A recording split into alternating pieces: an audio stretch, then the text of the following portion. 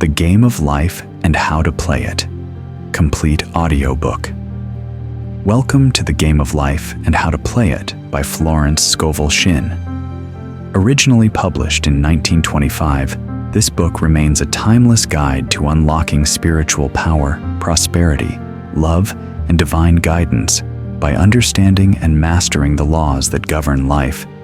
These are not just teachings, they are tools that have helped millions awaken their inner authority and transform their reality. Let's begin. Chapter 1. The Game. Most people consider life a battle, but it is not a battle. It is a game. It is a game, however, which cannot be played successfully without the knowledge of spiritual law, and the Old and the New Testaments give the rules of the game with wonderful clearness. Jesus Christ taught that it was a great game of giving and receiving. Whatsoever a man soweth, that shall he also reap. This means that whatever man sends out in word or deed will return to him. What he gives, he will receive. If he gives hate, he will receive hate. If he gives love, he will receive love. If he gives criticism, he will receive criticism. If he lies, he will be lied to. If he cheats, he will be cheated.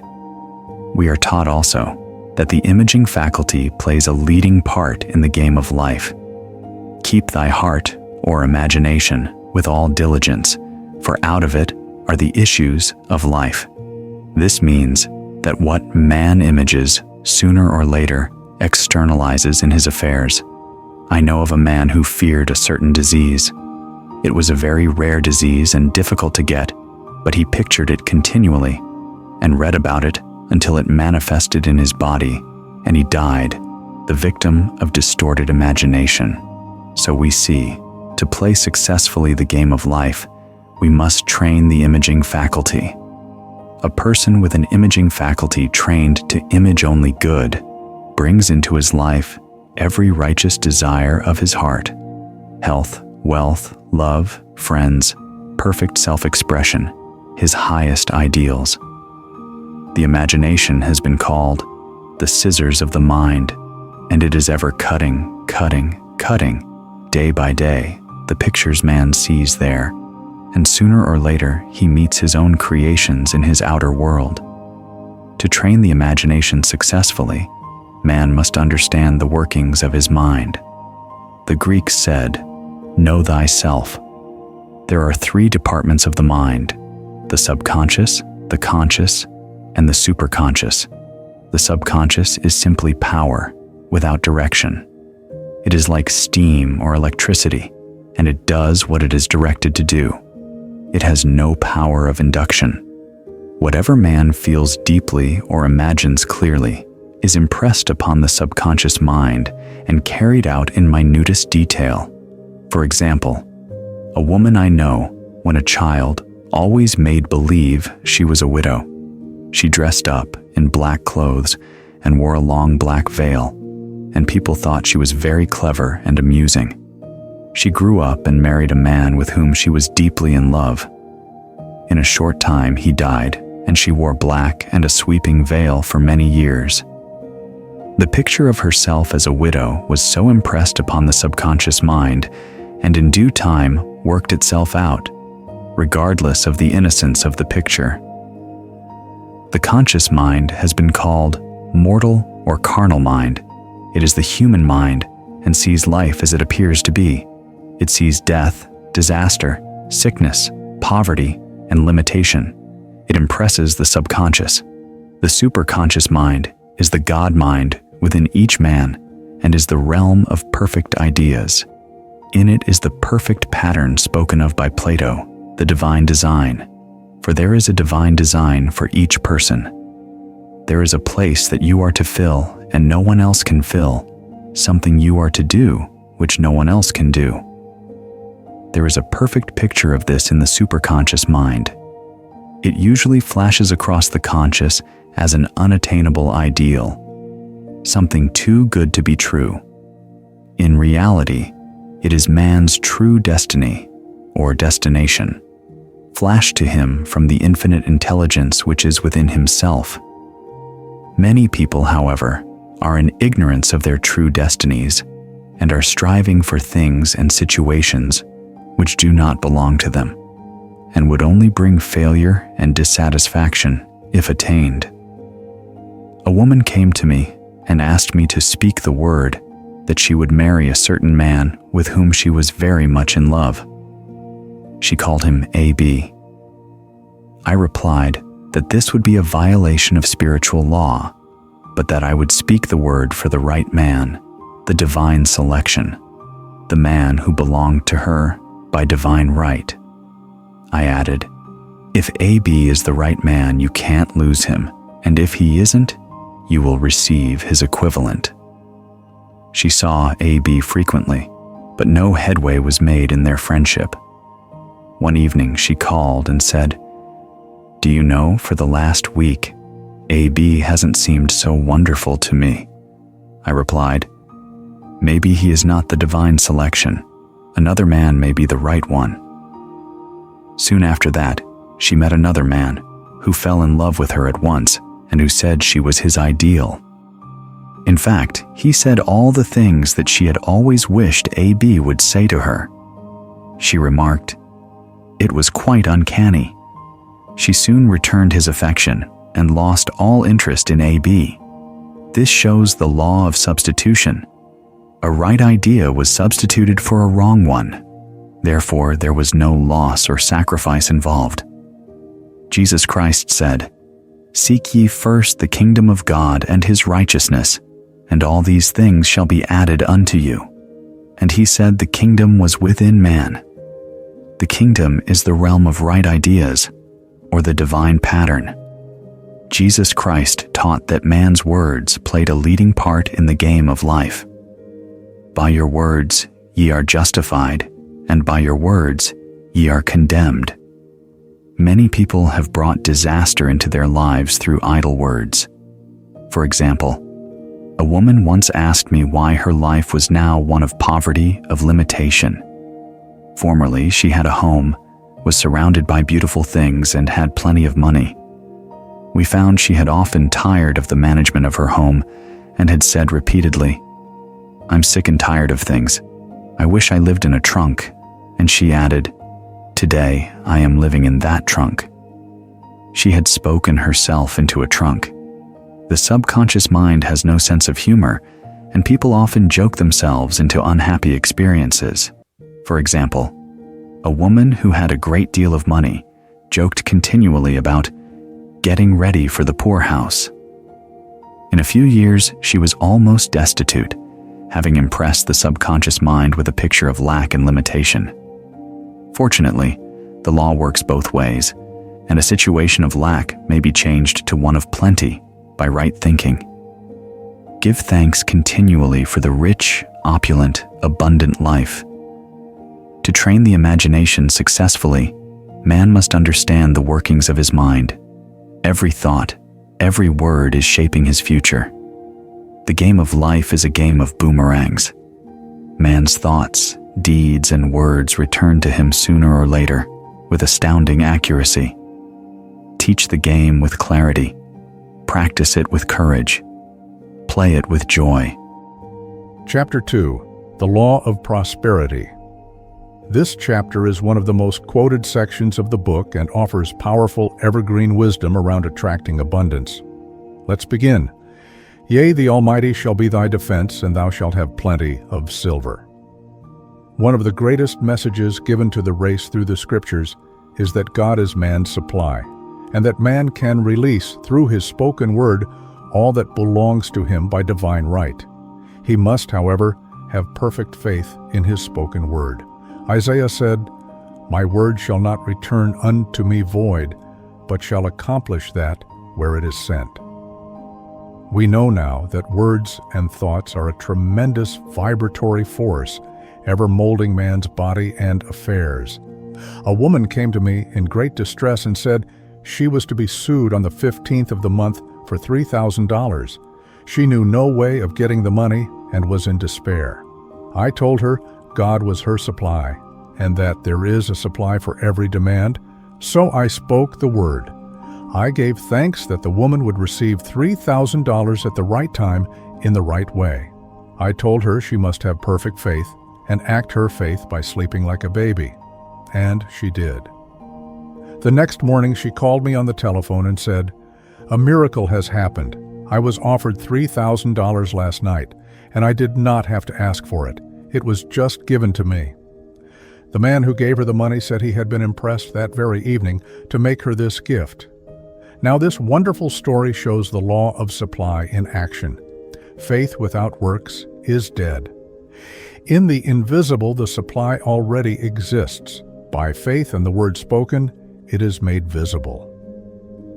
One of the greatest messages I ever received came through a woman whom I met in a metaphysical meeting. She had received it in a dream. She said, "I saw very clearly a picture of the Lord's table, a long, beautiful banquet table.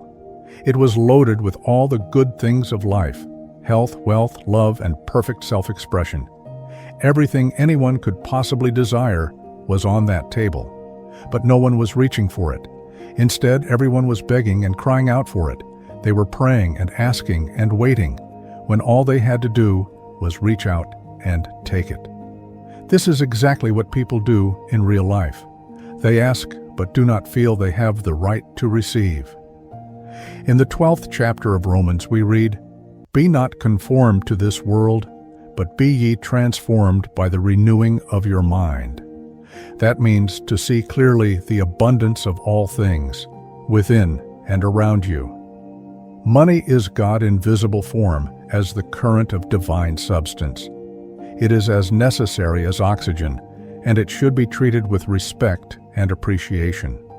When man learns that there is no lack in the universe and that he must act as if he already received, his supply will come with astonishing speed.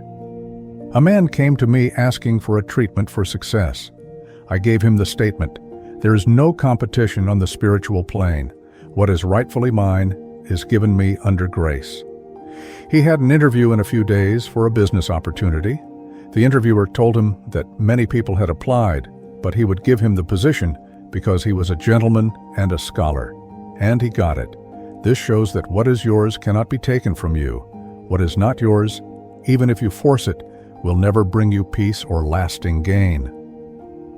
I know a woman who always emphasized lack in her conversation.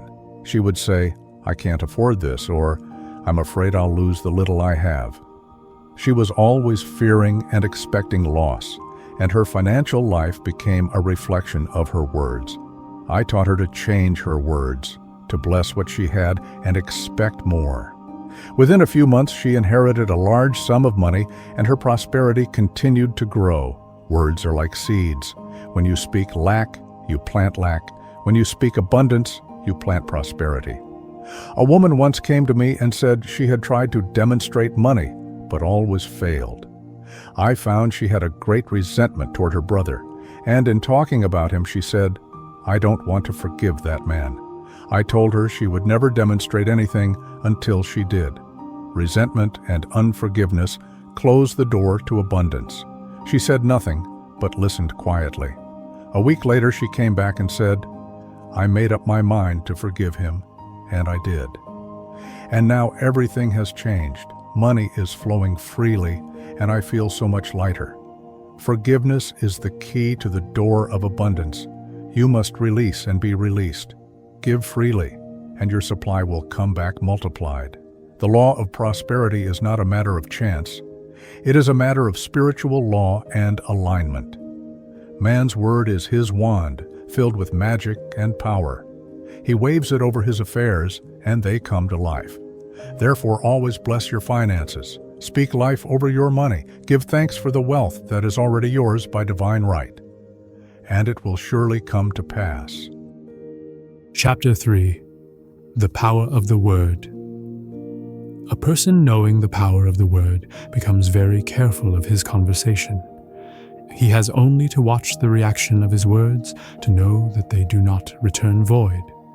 People make their worst mistakes by speaking unkind words or destructive words in moments of anger or disappointment. and they wonder why their lives are filled with struggle, resentment, and failure. The Bible says, "By your words ye are justified, and by your words ye are condemned." Many people have brought disaster into their lives by idle words. I knew a woman who said repeatedly, "I always miss the car." It invariably pulls out just as I arrive. Her daughter said to her, "Mother, why do you keep affirming that and bringing it to pass? Change your words and see what happens." She did change her words and began to affirm, "I never miss the car. It always waits for me." Sure enough, the next time they went out together, the car waited and even backed up for them. Words are like seeds, spoken into the soil of the subconscious mind. Whatever we plant grows. If we speak lack, fear, or doubt, we reap the harvest of lack, fear, or doubt. If we speak abundance, love, and faith, we attract those things into our life. A man came to me saying he was always getting into debt and never had enough. I asked him, "What are your usual words around money?" He replied, "I always say, I can't afford it." I told him, "Stop saying that. Begin to affirm, God is my instant, constant, and lavish supply. I can afford whatever I need." In a short time, his finances began to shift. He stopped speaking lack, and abundance came in. Another woman I knew was always talking about how lonely she was. She'd say, "There's no one out there for me. I'm always alone." I advised her to speak differently. "I draw to myself my perfect companion by divine right, under grace, in a perfect way." She began using the words faithfully every day. Within weeks, she was introduced to a man who would later become her husband, a perfect match in every way. This is the law. Man's word is his wand, filled with magic and power. Jesus Christ emphasized the power of the word. "Whosoever shall say unto this mountain, Be thou removed, and be thou cast into the sea, and shall not doubt in his heart, but shall believe that those things which he saith shall come to pass, he shall have whatsoever he saith." Notice, he shall have whatsoever he saith if he does not doubt. This shows the incredible creative force behind spoken words, but the words must be spoken with faith. Doubt neutralizes the effect. You can affirm all day long, but if deep inside you doubt your words, you block their power. A powerful affirmation must be backed by the feeling of belief. A woman once asked me why her affirmations weren't working.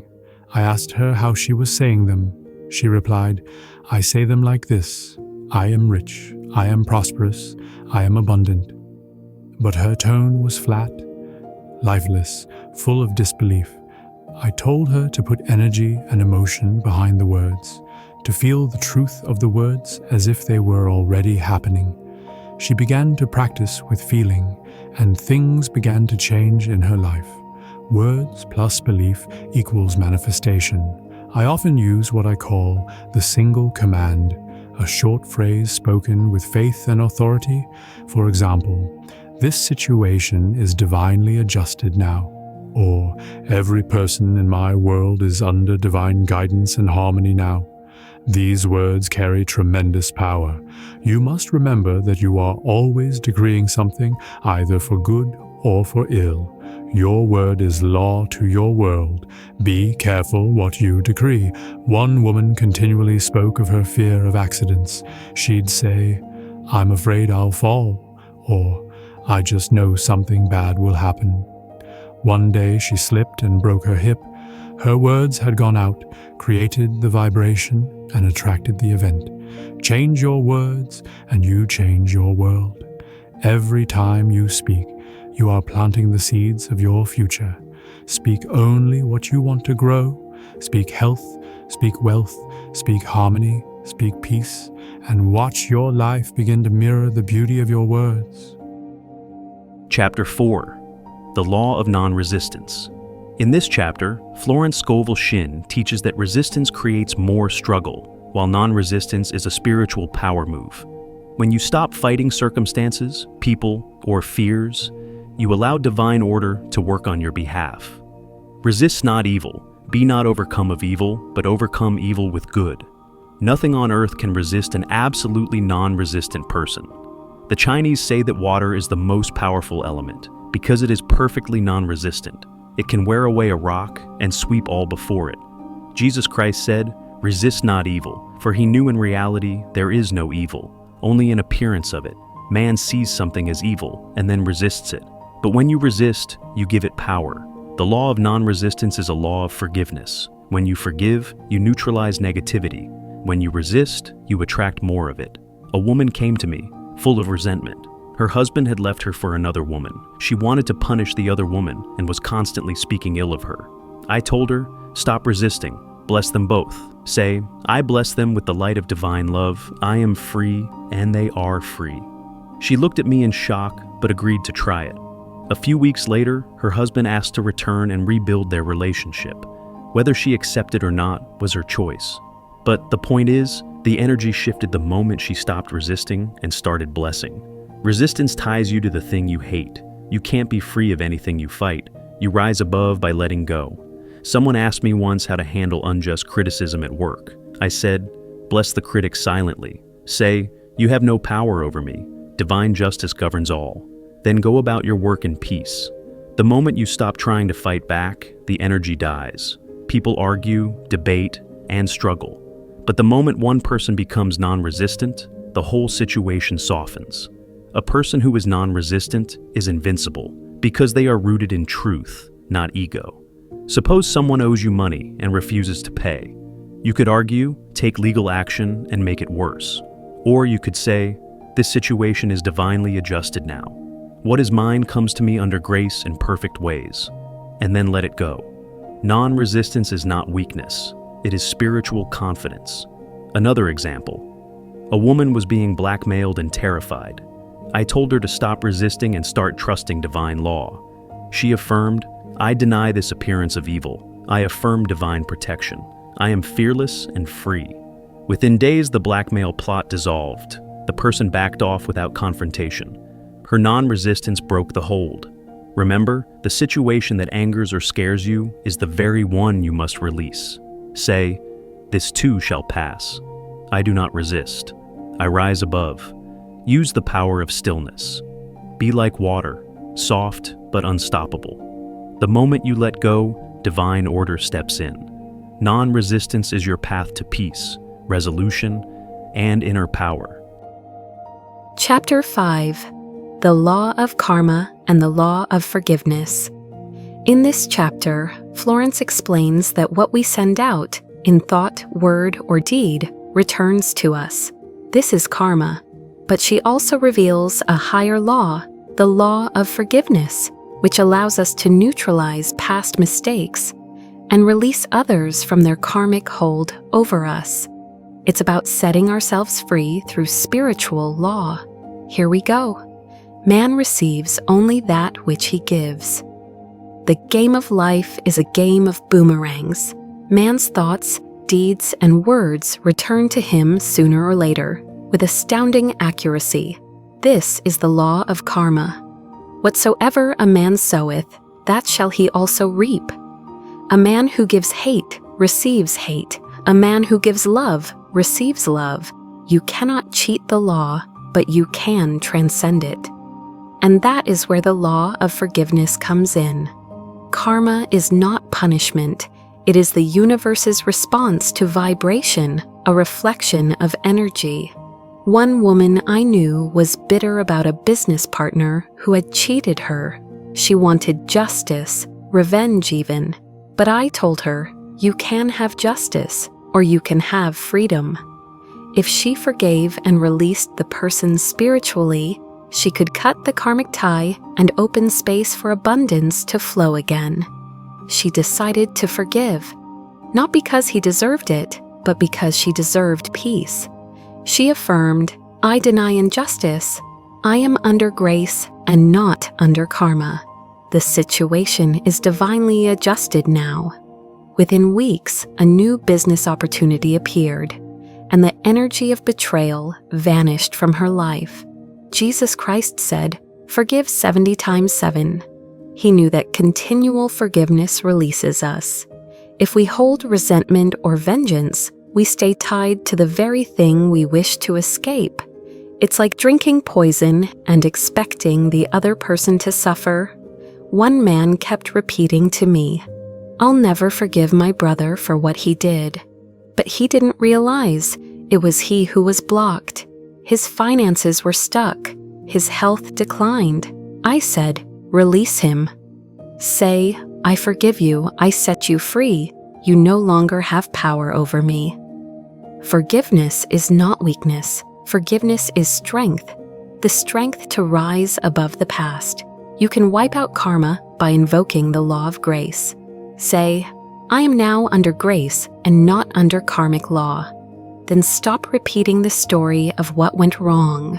Stop rehearsing the pain. As long as you keep bringing the past into the present, you keep reliving the consequences. You can't move forward while dragging chains. A woman came to me terrified. She had once lied in court years ago, and now her conscience haunted her. She feared retribution. I told her to affirm, "Every mistake of the past is now wiped out. I am free. I am under divine forgiveness. Only good shall come of it." She began to feel peace again, and nothing ever came of the fear. When you truly forgive yourself or another, karma dissolves. If you find yourself repeating a negative cycle in relationships, money, or health, ask, "Who or what do I need to forgive?" And then say, "I fully and freely forgive. I loose you and let you go. You are free and I am free." All is cleared up now, under grace and in perfect ways. That's how you break karmic patterns. That's how you win the game, not by force, but by letting go. What you bless blesses you. What you curse curses you. So bless everything. Bless your past. Bless your enemies. Bless yourself. And step forward under the law of grace. Chapter 6. Casting the burden. The Bible says, "Come unto me, all ye that labor and are heavy laden, and I will give you rest." That's the promise, and the practice is what I call casting the burden. Whenever a problem, fear, or challenge arises, don't carry it. Say, "I cast this burden on the Christ within, and I go free." That's not denial, it's spiritual delegation. You give the weight to the part of you that's connected to infinite intelligence. Let's say you're worried about money. Don't repeat the fear. Say, "I cast the burden of lack on the God within. I am now in the flow of abundance." And then, listen. Inspiration will come. Guidance will come. Peace will come. Because your part is faith, not control. One woman I knew had overwhelming debt. She tried everything. Worry, effort, even begging. Nothing worked. I told her, "Try casting the burden. Say it out loud every time fear comes in." She did. And almost overnight, unexpected money flowed in. Enough to pay her bills and start fresh. Her fear had blocked the supply. Her surrender opened the gates. Another woman feared a medical diagnosis. I told her to affirm, "I cast the burden of fear on the Christ within. I am now filled with divine health and peace." She began to slim again. Her body relaxed. Her healing began. Whatever your burden is, give it over. Anxiety, conflict, doubt, control, release it. Say, "Infinite intelligence knows the way. I do not resist. I trust and I am led." It's not about avoiding life. It's about aligning with higher wisdom instead of lower struggle. Some people say, "But I have to do something." Yes, do your part. But do it from peace, not panic. When you cast the burden, you step into right action, not reaction. You'll be amazed how often the burden just dissolves, or how clearly the next step appears. One man said this daily, "I cast this burden of doubt and confusion on the Christ within, and I go free to receive clarity, order, and direction." Soon, a job offer came, one he hadn't even applied for. He knew exactly what to do next. You are not meant to carry life on your back. You are meant to co-create it with the divine. So give up the burden. Say it now. I cast the burden on the Christ within, and I go free. Now, before we move on to the next chapter, let's stop, step back, and take a moment. Take a deep, long breath. Relax your mind. Feel your body soften. Feel yourself completely alive in this present moment. Just now. Did that feel good? Great. Let's continue to Chapter 7, Love. This chapter is about the most powerful force in the universe, love. Florence Scovel Shinn explains that love is the great harmonizer. It heals, attracts, and opens all doors. Whether it's relationships, health, or prosperity, love is the spiritual solution. Every man on this planet is seeking love. Love is the fulfilling of the law. It brings harmony into every situation. When you radiate love, when you are love, the world rearranges itself to reflect that vibration. One woman came to me.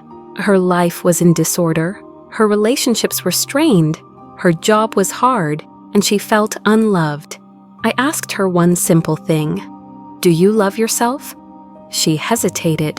Most people do. They want to get love but never give it, not even to themselves. So I gave her this affirmation. I love everyone, and everyone loves me. My heart is open. I radiate love and peace. She began to say it every day, even when she didn't feel it. Within a month, everything began to change. Her coworkers warmed to her. Her family softened. And most importantly, she felt whole. The walls we build around our hearts block the very thing we crave. Love is fearless. Love is generous. Love is magnetic. If you feel alone or rejected, pour out love. Say, divine love now dissolves every obstacle and floods my life with harmony and joy. Divine love is not emotional or sentimental. It is a law. It is an energy. It is a force that dissolves anger, fear, jealousy, and separation. One man told me, "No one respects me. My boss ignores me. My friends take me for granted." I said, start giving respect. Start giving love. Start giving what you want to receive. That's the secret. If you want love, be love.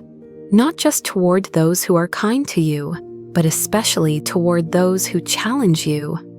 Love is the only power that transforms enemies into allies, pain into peace. Jesus said, love your enemies. Why?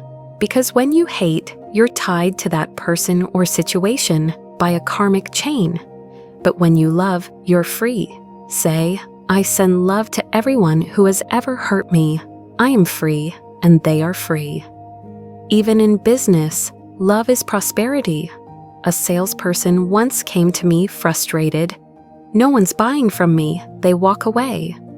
I asked him, do you see them as buyers or burdens? He laughed. I told him to silently affirm, I love my work. I love my customers. I bless each person I meet. He did, and he made more sales in 1 week than the previous month. Love is magnetic. You don't attract what you want, you attract what you are. Say often, divine love now works through me and for me. It opens doors, heals hearts, and brings perfect results. When love leads, lack dissolves. When love rules, fear disappears. If you're in a difficult relationship, pour divine love into it. Not manipulation, not control, just unconditional love. And then let go. Love brings the right people and removes the wrong ones. All under grace. So remember, love is your superpower. Use it. Chapter 8, Intuition or Guidance. In all thy ways acknowledge him, and he shall direct thy paths. This is divine guidance. Intuition is not guesswork. It's not wishful thinking. It's the inner knowing that comes straight from spirit. It speaks in a whisper, not a shout.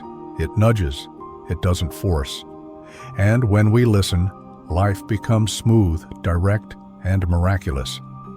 I always tell my students, your reasoning mind may lead you astray, but your divine mind, your intuition, will always guide you right. One woman wanted to move to another city. Logically, everything pointed to yes. But her inner voice whispered, wait. She listened. A few weeks later, she received a better offer in a different place and realized the delay was protection. That's what guidance does. It protects and provides. Many people override their intuition. They doubt it. They say, that doesn't make sense. But Spirit doesn't always make sense. It makes miracles.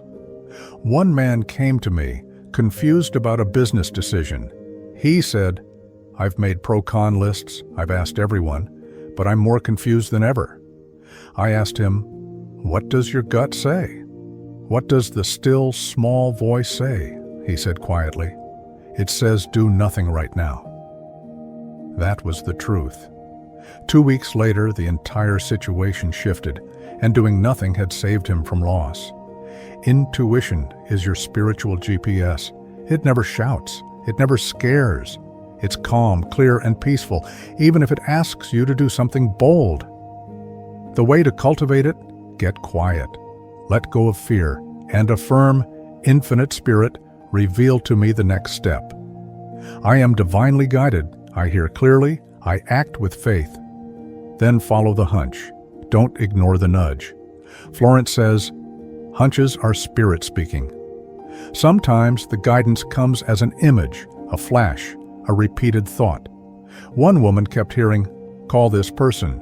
She dismissed it. Then she dreamed about them. She finally called, and it led to a life-changing opportunity. Your job is not to figure everything out. Your job is to listen and obey. The ego wants to control. The spirit wants to flow. Say daily, my ears are open to divine instruction. I trust the wisdom within me. And remember, divine guidance will never lead you into fear, harm, or confusion. It always brings peace, even when the outer situation looks uncertain. So trust it. Spirit is always speaking. The question is, are you listening? Chapter 9. Denials and Affirmations. In this final chapter, Florence Scovel Shinn shares the most practical tools of spiritual transformation. Denials and Affirmations. Denials dissolve false beliefs.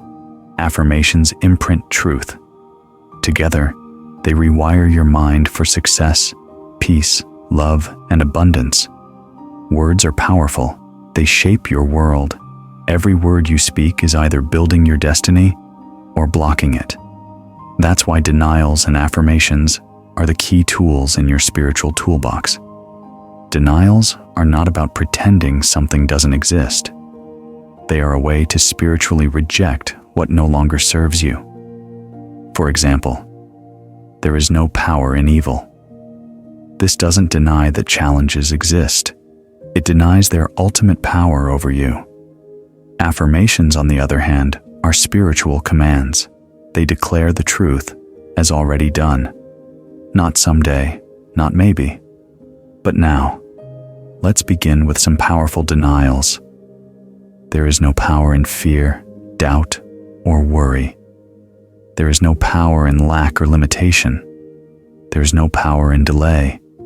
Divine right action is here now. There is nothing to oppose my good. It flows to me freely and easily.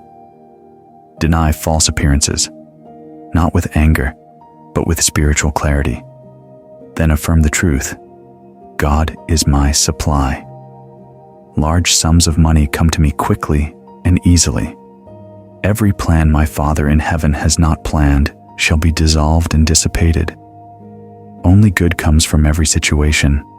The divine plan of my life now unfolds in perfect ways. Say these affirmations with faith, not force. Say them consistently, not occasionally. Here are a few more Florence used often.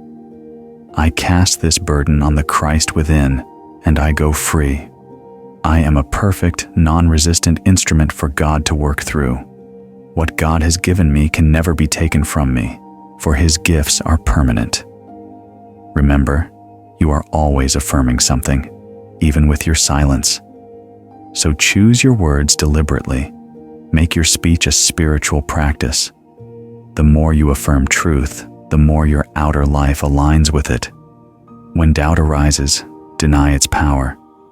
When fear appears, affirm your faith. This is how you play the game of life, not with force, but with alignment. Final truth. The subconscious mind accepts what is impressed upon it with feeling. So speak your affirmations with emotion, belief, and love. That is when miracles happen, and that is how you win the game. Congratulations on completing this timeless spiritual classic. Its wisdom is evergreen, and now it lives within you. Thank you for tuning in to the InkEcho podcast, where ancient wisdom meets modern soul. If this episode resonated with you, take a breath and let it echo within. Subscribe, share, and journey deeper with us.